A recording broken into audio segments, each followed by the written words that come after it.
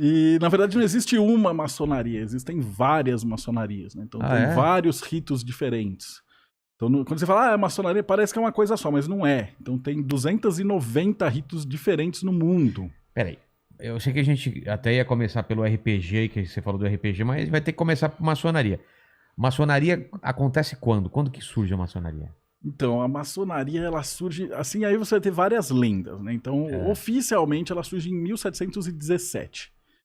Mas ela carrega com ela todo aquele conhecimento da alquimia, da cabala, que se você for traçando e voltando, ele vai até as guildas de construtores, né? Então, quando você fala em maçonaria, você fala em maçom. Maçom é construtor. O significado de maçom é construtor. O significado de maçom é pedreiro, construtor. Né? O maçon, né? Sei.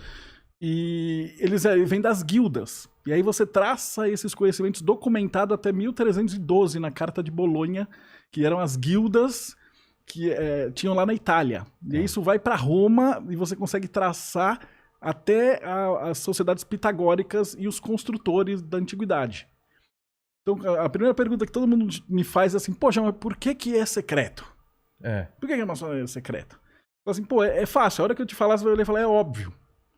É secreto por quê? Porque os caras tinham o domínio da construção das coisas militares. Então, o que você construía? Castelo, aqueduto, ponte. Eles dominavam os ferreiros, então faziam espada de metal, passagem secreta, barco. Então você não podia simplesmente chegar e falar assim, porra, vou pegar aqui o mandíbula, vamos pôr, a gente ensina toda a ordem. Não, cara. Isso demorava 7 anos pro cara ser mestre. Era valioso pra caramba, né? Imagina você saber forjar as espadas de aço, de metal, de ferro, quando o resto tinha cobre. Ou você saber a catapulta, ou você ter a matemática, você ter... Construir uma ponte. Construir uma ponte, um aqueduto para trazer a água para uma cidade. Então esse era um conhecimento valiosíssimo. Por isso que a galera precisava escolher com muito cuidado quem é que entrava. Né? Entendi. Então isso aí vai sendo desenvolvido. Depois ele para de ser... as guildas param de ser só de construção, e aí eles começam a pegar refugiados da igreja. Guilda é o quê? Guilda é o nome que dá para quando você tem um grupo de pessoas, ou um grupo de artesão. Então você tinha a guilda dos sapateiros, a guilda dos peixes, dos pescadores, dos desenhistas, dos artistas. Cada profissão tinha a sua guilda com seus segredos. Entendi. Que era justamente essa pegada. Era guardado como uma ordem secreta para que a pessoal de fora não viesse. Só que no caso da maçonaria especificamente, por eles terem essa pegada de militaresca, né, então você tinha que fazer um cuidado absurdo com quem é que você ia aprender, quer que você ensinar essas coisas. Né? Então vem o lance do secreto vem disso, né, cara? Do medo dos caras... abaixa um pouquinho aqui o microfone. Aqui, o medo desse conhecimento vazar. E ir pro seu inimigo. Isso. E aí o que acontece é que no final do século 17, 18, o pessoal está escondido. Então eles começam a também trazer para dentro da maçonaria os cientistas. Então todo mundo que tretava com a igreja ia ser queimado pela Inquisição, fugia para dentro da maçonaria. E aí eles usaram aquela estrutura dos templários para se abrigar. Então muita gente fala assim, não, a maçonaria veio dos templários. Não é verdade. Elas são 2 ordens que são paralelas. Então você tinha os cavaleiros que tinham a ideia, que protegiam lá até Jerusalém, etc. E você tinha os construtores, que depois de um tempo começou a qualquer um. Então os luteranos ameaçavam ir para a fogueira, vinha para a maçonaria. Judeu, vai pra fogueira, vem pra maçonaria. Só que não tinha esse nome, tá? Não era esse nome maçonaria. Era guilda, guilda dos maçons, guilda dos construtores, cada uma tinha o nome de uma cidade. Era uma coisa muito pulverizada, muito pulverizada. E aí o que acontece? Em 1666, né, 666, número da besta, Londres pega fogo e queima a cidade inteirinha. Então passa uma semana queimando a cidade e ela vem abaixo. E o rei, que já estava tretado com a igreja, ele fala assim, então vamos reconstruir a cidade. E aí ele chama todos os maçons, principais guildas, porque ia ter muita coisa para construir. Então os caras passam 50 anos lá. E aí eles sentiram que a parte política estava boa, eles estavam protegidos e tal, e aí eles fundam a Grande Loja Unida da Inglaterra. Então, que é a primeira maçonaria oficial com nome, maçonaria e tal. E aí as outras guildas começam a validar os seus rituais e entrar para essa grande ordem. E aí o resto é história. Ela vai crescendo e pega o mundo inteiro. Mas não era religião ainda. Não, na verdade a maçonaria ela abrange todas as religiões. Porque se você era hindu, você ia pra fogueira.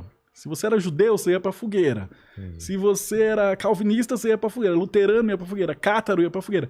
Então toda a galera que tinha alguma religião que não era a católica apostólica romana entrava pra maçonaria. Por isso você tem diversos ritos diferentes e a maçonaria abriga todo tipo de pessoa. Então você só precisa acreditar numa força primordial. A gente chama de Keter, o grande arquiteto do universo. Pode ser Deus, Alá, as estrelas, o universo. Aceita todo tipo de crença aceita lá dentro? Qualquer tipo de crença. A única... Mas serve a alguma coisa? A alguma coisa. Você tem que acreditar numa entidade superior. Pode ser o universo mesmo. Você não precisa acreditar no velhinho barbudo sentado no alto. Mas dentro da maçonaria o cara pode entrar com uma cruz pendurada? Pode entrar com o que ele quiser. Cruz. Você vai ter um livro na qual o cara vai jurar. E pode ser uma Bíblia, pode ser um Corão, pode ser o livro dos espíritos, pode ser até o livro da lei, telêmico. Sei. Então você tem liberdade total de culto lá dentro, que era justamente essa proteção. Pra galera ficar com medo da maçonaria. Falar, a maçonaria tem essa estrutura pra abrigar bandido, pra abrigar... Não, na verdade ela tem, é uma estrutura pra abrigar criminoso. Mas quem que era o criminoso? É o cientista. Né? O cara falou que a Terra é redonda. Morre! O cara foge pra maçonaria. Tanto que a primeira... o Newton, a galera que fez a Royal Society, que foi o primeiro grupo de cientistas, né, era maçônico. Era estrutura lógica. Toda a parte lógica, essa estrutura de pensamento lógico veio de dentro da maçonaria. Porra, a maçonaria, então, ela tem uma estrutura, uma base na ciência, então, mais do que na religião. É ciência e filosofia. Eles estudam todas as religiões, né? E por que é associado muito à religião, a um culto, sei lá? Por que hoje em dia tem essa...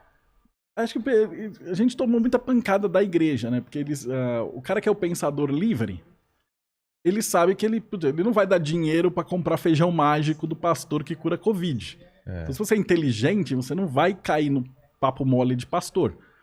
E aí a galera do pastor odeia a maçonaria. Então eles estavam sempre querendo pegar os maçons e matar. Mas desde sempre, né? Foi assim. Todas essas ordens herméticas, esses grupos... eles falam ocultistas, né, sobrenaturais, não sei o que lá. Todos eles sempre foram perseguidos pelo mesmo motivo. E até hoje, né, você tem guerra religiosa em tudo que é lugar do mundo. Mas em algum momento matavam pessoas dentro da maçonaria? Matavam pessoas. Mas você tinha espiões, né? Porque você tem aqueles rituais pra você conseguir... Isso que eu tô falando é de um século pra trás, mais, entendeu? Isso não existe mais. Então quem tá assistindo aí, não existe isso que eu vou falar. Isso no passado, então, fica claro. Isso era no passado. Por quê? Porque a gente pergunta assim, poxa, dentro da maçonaria, fala assim, se você trair a maçonaria, você vai ter a garganta cortada.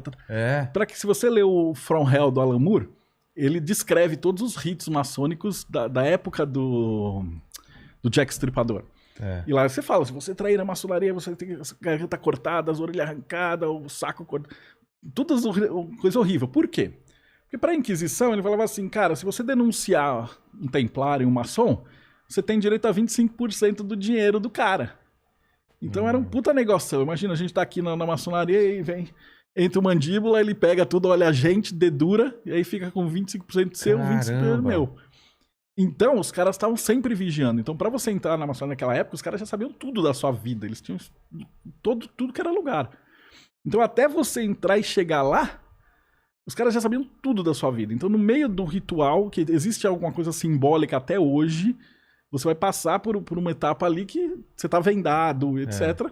E os caras matavam o cara ali na hora. Caramba. E já sumiam com o corpo. Mas sumiam porque descobriam que era um espião, então. Sabiam que o cara era da Inquisição, era um espião, era um cara que tava infiltrado pra roubar. Então vai ver que é daí que vem esse perigo. Né? É daí de trás que vem essa lenda. Essa lenda. Não, essa lenda é famosíssima. Tem uma lenda do começo do século passado ainda, 18 para 19.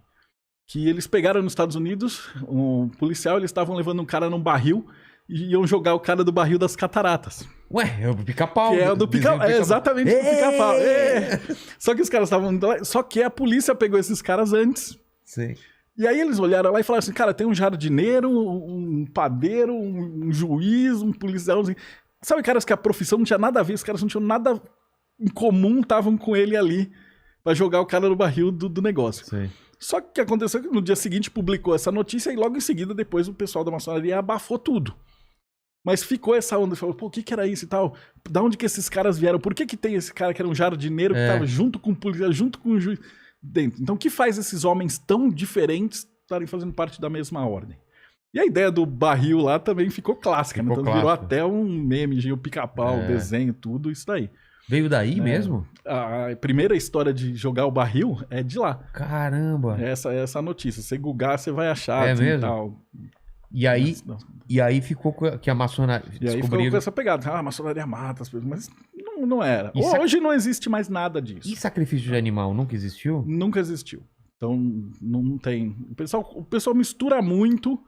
Duas coisas são... Uma é as religiões afro que tem o sacrifício. Nem todas, Umbanda não tem. Mas a Candomblé tem, Quimbanda tem, Voodoo tem, Santeria, Palo Mayombe, todas essas religiões têm. Mas não é que é sacrifício. É que é o seguinte, imagina que eles vieram da África. Certo. A religião vem da África. E lá o que a gente chama de sacrifício, eles chamam de almoço.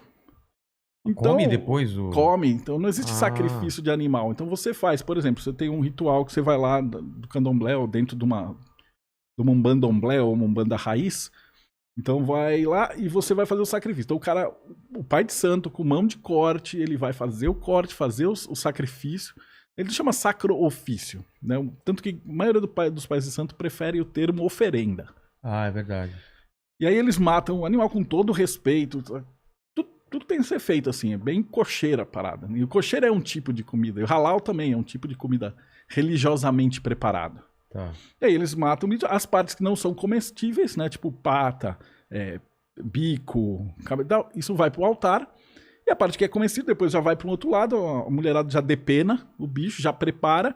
E aí no dia seguinte eles fazem uma festa para algum, para o que for, e come-se toda aquela comida. Então não tem zero desperdício de animal. Então não existe sacrifício, isso aí é o tipo de coisa que o pessoal pastor de neopentecostal usa para jogar a opinião pública contra as religiões afros, as ordens iniciáticas e tudo. Entendi.